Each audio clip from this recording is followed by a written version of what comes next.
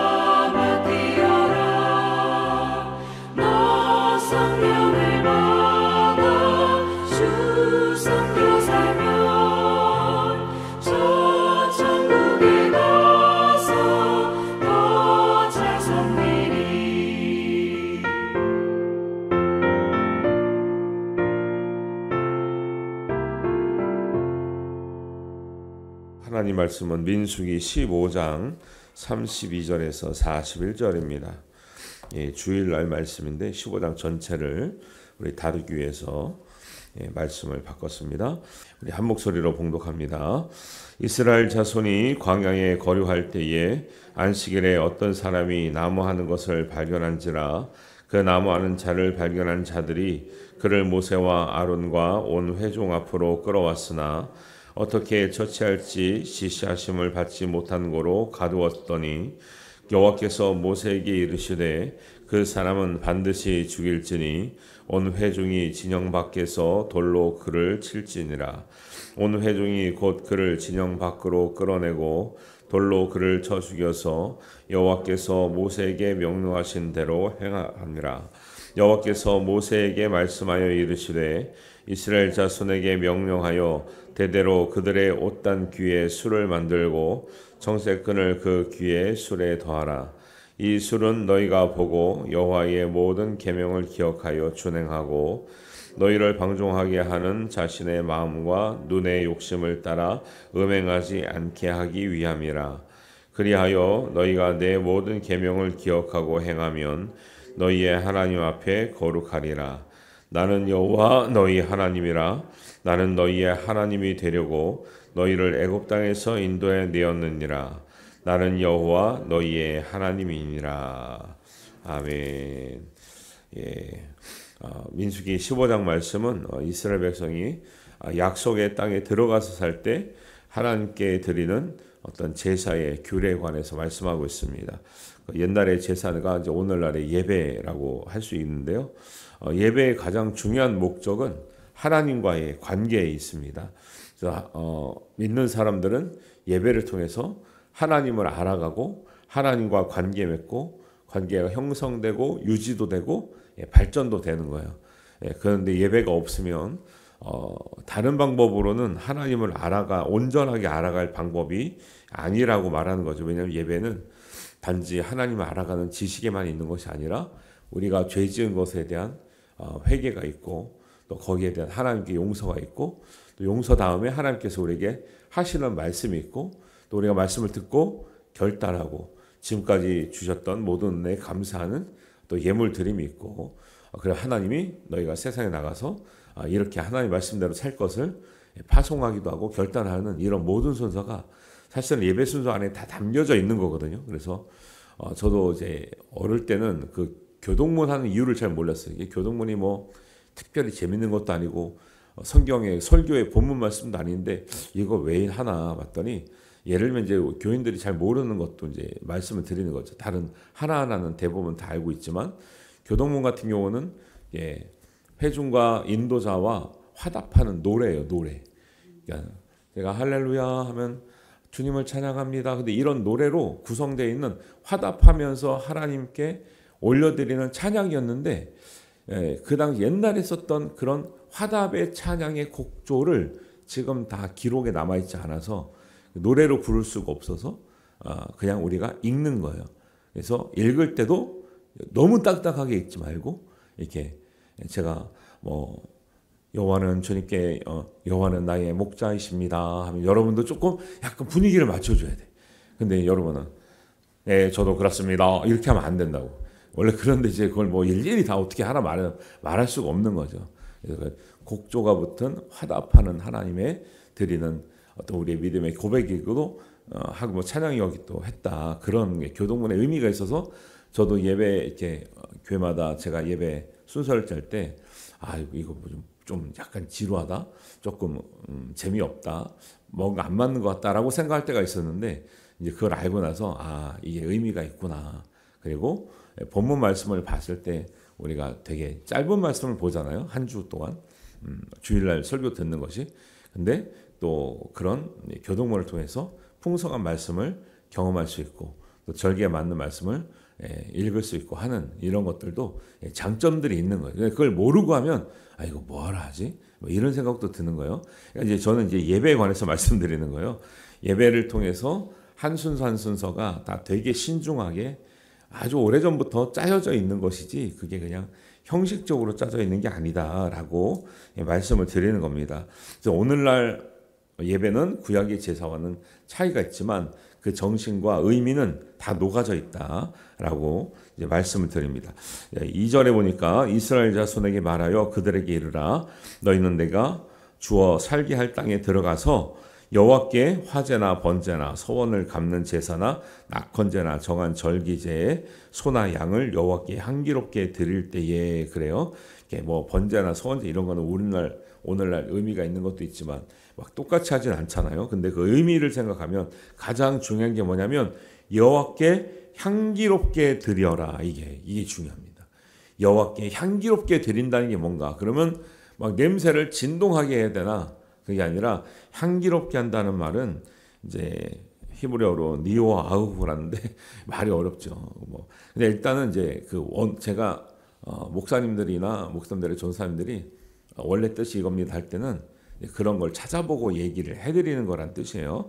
그래서 하나님의 마음이 기쁘고 하나님의 마음이 흡족하다라는 거예요. 향기롭다는 말은 그러니까 우리가 예배할 때 어떤 경우는 우리에게 흡족한 예배를 드릴 수가 있어요. 근데 중요한 것은 하나님 마음에 기쁨이 되고 하나님 마음에 흡족함이 돼야 된다는 거죠. 그럼 차이가 있을까요? 없을까요? 있죠. 있어요. 제가 이제 부교육자 시절에 마이크 대고 찬양 인도를 하잖아요. 근데 그때는 이제 조금 저도 이제 무심코 이렇게 좀 찬양 인도를 하는 게 아니라 이제 찬송을 부르면 조금 틀릴 수도 있잖아요. 틀릴 수도 있고 안 맞을 거든요. 그러면 이제 교회는 이제 꼭 음악 하시는 분이 있어. 교수님이라든가 이런 분들이 그러면 와가지고 이제 좀 이제 알게 되면 뭐라 그래요. 목사님 마이크 대고 그렇게 틀리시면 어떡해요? 차라리 뒤로 가서 부르세요. 저 그래서 부모사 때 이렇게 불렀다니까. 그래서 립싱크 하는 경우도 립싱크 자신 없는 곡은 그래가지고 훈련을 많이 해가지고 지금 오늘날 이 정도 된 거예요. 이 정도 오늘날 이게 틀리면 이게 되게 민감하구나 사람들이. 아니 이제 그분이 그렇게 말하는 건 저는 사실 바람직하지는 않다고 생각해요. 왜냐하면 부족해도 정성껏 하나님께 드리면 되는 거지. 근데 또 우리 입장에서 또 그렇다고 막 부르면 안 되잖아요. 네, 절충을 해야 되는 거예요. 네, 해야 되는데 우리가 정성을 다하고 최선을 다하지만 중심이 보세요. 우리가 최선을 다하더라도 우리가 듣기 좋은 찬양과 하나님께서 기뻐 받으시는 찬양에는 차이가 있을 수 있다 없다?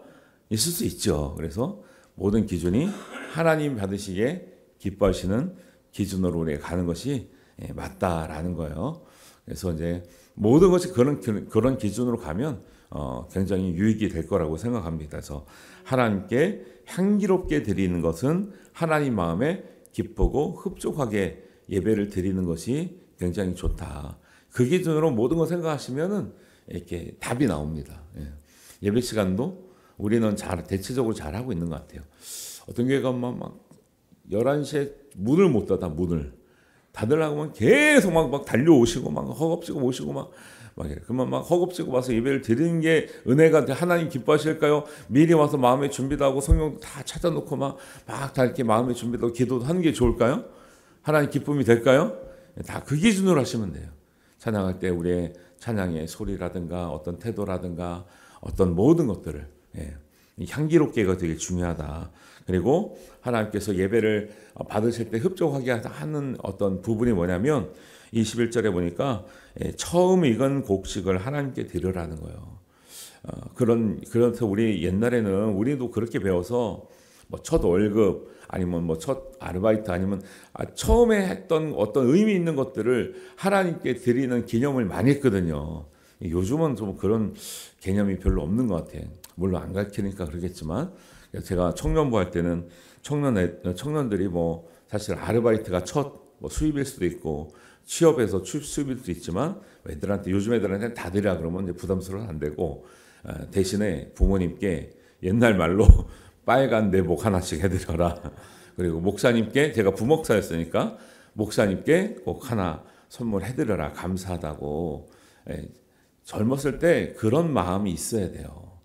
그런 마음이 있는 것이 하나님께 정말로 귀한 복을 받는 비결인데 그냥 내가 필요한 것부터 다 하고 하면 남는 게 있겠어요? 없겠어요? 없어요. 사실은 많이 벌어도 없어. 많이 벌어도 없어. 사실은 내가 충분하게 쓰려고 그러면 얼마를 벌어도 남는 건 없는 거예요. 근데 이 처음 곡식을 드리라는 것은 우리의 마음이 우선순위가 어디에 있는지를 하나님께 있는지를 고백하는 그 마음을 받으실 때 하나님 마음이 향기롭다, 기쁘시다, 흡족하다라는 거예요. 그러니까 처음 것을 드리는 마음이 있으면 모든 것을 하나님께 먼저 드리려고 하겠죠. 이런 마음이 유지되는 것이 하나님 기쁘시고 결국은 그런 마음을 가진 사람에게 하나님은 젖과 꿀을 흐르게 하신다라는 거예요. 약속의 땅을 들어갔지만 젖과 꿀이 어디서 뚝뚝 떨어지는 게 아니고요. 젖과 꿀이 흐르는 인생이 되도록 사는 것은 우리의 신앙의 태도에 있다는 것을 기억하시길 바랍니다. 예배하는 자의 마음가짐에 있다라는 거예요. 뭐 젖과 꿀이 흐른다고 하지만 갔더니 맨날 전쟁해야 돼. 근데 그것을 믿음으로 철저하게 이기며 살 때 하나님께 주시는 복의 은혜의 표현이 뭐예요? 젖과 꿀이 흐르는 것 같은 은혜가 있게 된다라는 거예요. 그거를 구별하지 못하고 살면서 은혜를 받은들 은혜인지도 모른다니까요. 그리고 은혜를 찾기도 받기도 기억하기도 힘들어요. 그래서 하나님은 이런 은혜를 강조하고 있는 거죠. 두 번째는 이제 뭐 예배를 잘 드리고 처음 것을 하나님께 드리고 하는 것도 중요한데 29절에서 22절에서 29절 보면 실수로 죄를 지었을 때 반드시 그걸 해결하라는 거예요. 예, 그 예배 가운데는 죄의 문제를 해결하는 게 굉장히 중요합니다. 이거 절대적으로 중요하죠. 그래서 회개 기도가 왜 주일날 대표 기도하시는 분들은 보면은 늘 날마다 우리 일주일 동안 잘 못 살았다고 이렇게 하잖아요. 그럼 어떤 분들이 들을 때 그랬어. 나는 그렇게 죄 지은 거 없는 것 같은데. 그래도 기본적으로 회개하는 이유가 있는데 회중이 다 모였기 때문에 뭐 모든 사람이 완벽하게 사는 건 아니잖아요. 그래서 모든 사람을 대표해서 우리의 부족함을 하나님께 아뢰고 용서를 해달라고 구하는 회개 기도가 우리 회중 기도 인도하시는 기도 가운데 꼭 들어가 있는 이유가 있는 거죠. 예. 그래서 예배는 죄의 문제를 해결하지 않고는 온전한 예배가 되지 않는다는 것을 말씀하고 있고, 우리가 드리는 예물 가운데는 여기 보면 24절 27절에 보면 회중이 지었을 때는 소 정도를 잡으라 그러고 개인이 지었을 때는 한 양 정도를 잡으라 그래요. 그런데 이게 회중이 짓는 죄와 개인이 짓는 죄의 이 비중이 다른 거죠. 그런 것처럼 이 죄의 문제를 해결하지 않으면 결국은 사람은 더 큰 죄로 발전하게 되고 한 사람의 죄가 전체의 죄로 발전하기 때문에 죄의 문제는 반드시 해결해라 라고 말씀하고 있고요. 30절 31절에 보면 또 죄 중에서도 이제 지금 앞에 말한 죄는 실수로 지은 죄예요. 실수로 모르고 지은 죄예요. 그런데 30절 31절에 보면 고의로 지은 죄가 있어요. 30절에 보세요. 본토인이든지 타국인이든지 고의로 무엇을 범하면 누구나 여호와를 비방하는 자니 그의 백성 중에서 끊어질지니라. 그런 사람은 여호와의 말씀을 멸시했다. 그래서 끊어진다라는 거예요. 우리가 무서운 죄가 뭐냐면 하나님은 우리가 진짜 부지 중에나 아니면 진짜 몰라서 지은 죄는 다 용서하신다니까요. 회개하면. 근데 간혹 우리가 죄인 줄 알면서 짓는 죄가 있어요. 자기도 자기한테 짓는 죄, 남한테 짓는 죄가 있어요. 요거는 성경에서 용서하지 못한다, 용서받지 못한다라는 죄도 있다라는 걸 알아야 됩니다. 우리는 죄를 지으면 뭐 다 용서받는 줄 알아요. 그러니까 막 이단들이 그러잖아요. 한번 구원받으면 우리가 구원에 확신이 있기 때문에 어떤 죄를 져도 다 용서하시고 상관없다. 그러니까 이단이라니까. 성경에 어떻게 그렇게 나옵니까? 용서받지 못할 죄까지 있다 그러는데 무슨 다 용서를 해주세요. 죄에 대한 경각심을 가지고 살아가는 게 정상인 거죠. 그래서 용서받지 못할 죄도 있다라는 것을 성경에 분명히 기록하고 있고, 그것은 왜 용서받지 못하냐? 알면서 지은 죄는 하나님을 멸시한 것과 같다라는 거예요. 하나님을 약 올리는 거예요. 저 죄 지어요? 아유, 하나님이 용서하셔야 되죠? 하나님이 지었잖아요. 저 하나님이 지은 죄가 죄 짓습니다. 얼마나 괘씸하겠어요. 이렇게 말 안 해도 그렇게 하는 것과 똑같다라는 거예요. 저게 죄를 만만하게 여기고 정말 아름답게 짓고 선하게 지은, 존귀하게 지은 자기 자신을 하나님 피조물을 저렇게 막 살게 하는구나, 마귀의 것이 되게 하는구나. 하나님이 우리를 지었음을 너무 후회하게 만들고 그 하나님 마음을 상하게 하는 거죠. 그러니까 예배를 온전하게 드릴 때 향기롭다 그랬는데, 기쁘시다 그랬는데, 죄를 지을 때는 하나님 마음이 멸시하고 조롱당하고 이 괴로운 마음이 드는 거죠. 이런 것들도 성경에 나오고 있다. 그래서 오늘 읽은 32절에서 36절에는 이제 예를 들면 안식일에 나무한 사람 있잖아요. 안식일에 나무, 옛날 같은 개념에서는 안식일에 나무를 하면 돼야 안 돼요. 안 되는 걸 모르는 사람은 없어요. 이스라엘 백성 중에. 그런데 한 경우에 어떻게 되냐? 하나님 뭐라 그래요? 돌로 쳐 죽이라고 하잖아요. 끔찍한 말씀이죠. 근데 오늘날 보면 이런 걸 보고 하나님 너무 잔인하시다, 하나님 너무 무서우시다 하지만 이 당시의 기준으로는 이렇게 단호하게 하지 않으면 뭐가 문제가 돼요? 그 한 사람의 죄가 전체를 어지럽히게 된다니까요. 그래서 내일부터 다음 주부터 보시는 16장에 보시면 고라의 반역이 얼마나 이스라엘에게 끔찍한 징계와 벌로 하나님의 이 처벌로 이게 발전하는 걸 알 수 있어요. 몇 사람의 작당 모의를 했어요? 그 작당 모의가 발전해가지고 지휘관 250명이 죽고 그 이스라엘 백성 수천 명이 죽게 되는 이런 일들이 있어요. 몇 사람의 작당 모의로 시작한 거예요. 그래서 하나님은 알고 짓는 죄는 단호하게 처치를 하라고 하는 말씀을 꼭 하고 있는 것이고요. 그다음에 37절에서 41절을 보면 옷단귀에 술을 달라 그래. 술은 이 손끝이나 뭐 이러면 단 끝마다 이게 좀 이렇게 뭐랄까요? 그 옷감을 꼬아서 만든 이렇게 뭐 술을 아시죠? 술을 어떻게 표현할 방법입니다. 이렇게 조금씩 다는 이제 그런 장식인데 그걸 달고 다니면 뭐 움직일 때마다 출렁출렁거리고 이렇게 눈에 보인단 말이에요. 눈에 거슬려 이렇게 일부러 거슬리게 하는 거예요. 그걸 볼 때마다 뭐를 기억해라? 하나님의 말씀이 너와 함께 있고 동행하고 항상 너는 말씀과 떠날 수 없음을 기억하라는 거예요. 이 말씀을 하고 있죠. 그래서 38절에 보니까 이스라엘 자손에게 명령하여 대대로 그들의 옷단 귀에 술을 만들고 청색끈을 그 귀에 술에 더하라. 39절입니다. 이 술은 너희가 보고 여호와의 모든 계명을 기억하며 준행하고 너희를 방종하게 하는 자신의 마음과 눈의 욕심을 따라 음행하지 않게 하기 위함이라. 40절입니다. 그리하여 너희가 내 모든 계명을 기억하고 행하면 너희의 하나님 앞에 거룩하리라. 단순한 장식이 아니고 우리의 신앙 고백이자 하나님 백성됨의 선언이고 하나님 은혜를 기억하겠다고 하는 결단인 거예요. 항상 우리가 믿음에서 멀어질 때 받은 은혜를 기억하는 것이 어려워져요. 그리고 우리가 말씀대로 살아야 되는 사람이구나라는 것을 잊어버려요. 그러니까 문득문득 안 믿는 사람처럼 살아가는 때가 있어요.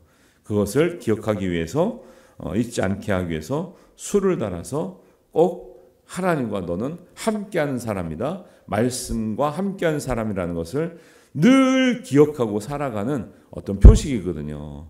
내일부터 술을 단 2개씩 달고 오세요. 여자분들은, 남자들은 잘 안 달지만. 그래서 저는 그런 의미에서 차에 십자가를 달거나 뭐 이렇게 십자가 놓거나 하는 건 되게 좋은 의미라고 봐요. 그런데 십자가가 욕되지 않게 하고 다녀야죠. 십자가 달고 다니면서 온갖 것을 다 하면 되겠어요, 안 되겠어요? 십자가 귀걸이, 목걸이도 그래요. 좋은 의미를 하는 건 상관없는데 그것이 마치 그냥 장식인 것처럼 달고 다니시면 안 된다라는 말씀을 드리고요. 이것은 신명기에 보면 왕이 되는 사람에게도 요구하는 말씀이에요.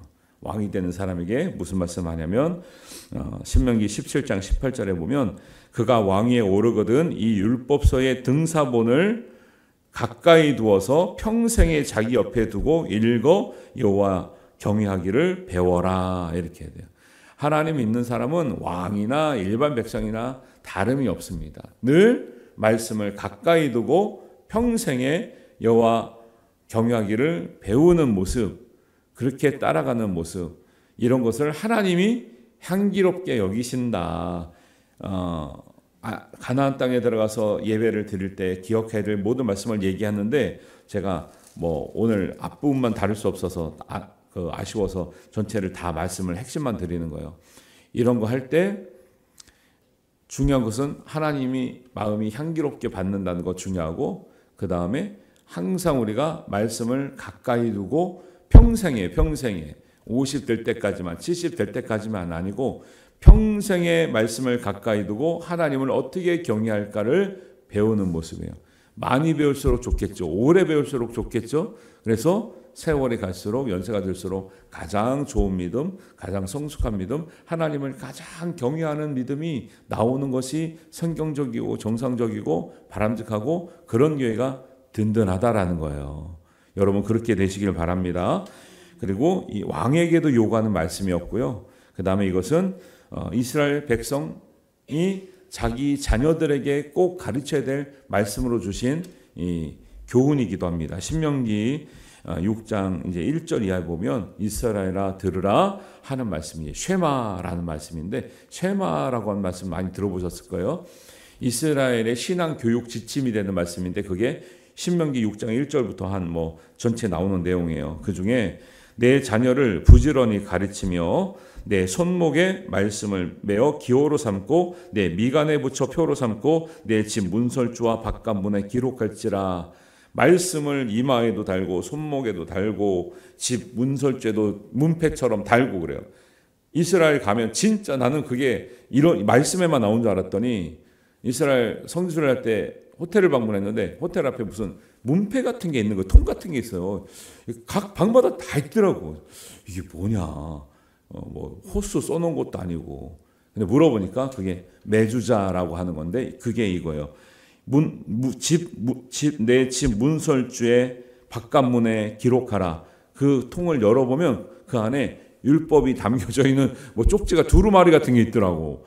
그 집집마다 호텔 방마다 다 있는 거예요. 그거를 작게는 이마에 손목에 달고 다니고 이스라엘 백성의 각 집집마다 문패 대신에 그거를 다 붙였다는 거예요. 그 정도로 지금도 그 전통이 이어지고 있는 거예요. 우리는 뭐 교패도 지금 안 붙이려고 하는 분위기잖아요. 교패도 우리 다 붙였지만은 요즘 사람들은 교패도 민망해요. 좀 사람들이 좀 그래요. 뭐 이런잖아요. 그게 교패가 사실 그 역할을 하는 거예요. 우리는 믿는 집입니다.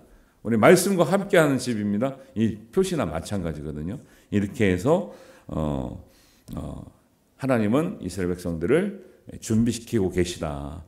정작 이스라엘이 가나안 땅에 들어가서 해야 될 일은 싸우는 일도 있고 경작하는 일도 있지만 가장 중요한 것은 예배를 통해서 하나님과의 관계를 온전하게 유지하고 지키고 발전하는 하나님의 말씀을 듣고 죄를 지을 때 빨리 죄를 문제를 해결하는 것이 이스라엘의 공동체를 지키는 길이고 하나님의 기쁨이 되는 길이고 정말 약속하신 젖과 꿀이 흐르는 은혜를 받는 길임을 기억하시길 바랍니다.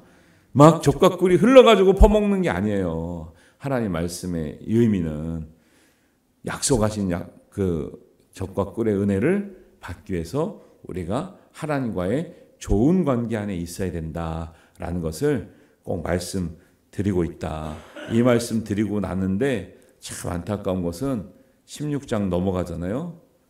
또 이스라엘 백성들이 이 말씀을 기억하지 못하고 반역을 해서 엄청난 하나님 앞에 진노를 받는 장면이 바로 다음 장에 나오는 거예요. 이 훈련이에요. 이 가나안 땅에 들어가기 전까지 광야의 40년은 이 훈련의 기간인 거예요. 우리도 마찬가지입니다. 하나님의 나라에 들어갈 때까지 이 훈련이 잘 된 사람은 하나님의 약속의 나라를 받을 것이고 이 훈련이 안 된 사람은 이 땅에서 그냥 고생하다 그냥 인생이 가는 겁니다. 그래서 하나님 앞에 예배를 통해서 하나님 앞에 좋은 관계, 죄를 잘 해결하고 또 하나님의 약속하신 그 은혜를 완전한 은혜는 하나님 나라에서 받는 거지만 이 땅에서도 귀한 은혜들을 받고 누리며 살아가시는 저와 여러분 되시기를 주님의 이름으로 축원합니다. 기도하겠습니다. 하나님 아버지 은혜를 감사합니다. 오늘 민수기 15장의 말씀을 통해서 하나님께서 우리에게 받으시는 향기로운 예배가 무엇인지 우리가 배웠습니다. 배운 대로 믿음대로 평생에 하나님 경외하기를 우리가 배우며 말씀을 가까이 하며 살아가는 인생 되게 하시고 이 세상에 살면서도 하나님 예비하신 은혜와 복을 또 젖과 꿀을 경험하며 누리며 살게 하여 주시옵소서. 기도하고 깨어 있어서 죄를 멀리하고 하나님의 기쁨이 되는 예배를 드리는 우리 모두에게 동일한 은혜를 허락하실 줄 믿사오며 감사드렸고 예수님의 이름으로 기도하옵나이다. 아멘. 하늘에 계신 우리 아버지, 아버지의 이름을 거룩하게 하시며 아버지의 나라가 오게 하시며 아버지의 뜻이 하늘에서와 같이 땅에서도 이루어지게 하소서. 오늘 우리에게 일용할 양식을 주시고 우리가 우리에게 잘못한 사람을 용서하여 준 것 같이 우리 죄를 용서하여 주시고 우리를 시험에 빠지지 않게 하시고 악에서 구하소서. 나라와 권능과 영광이 영원히 아버지의 것입니다. 아멘.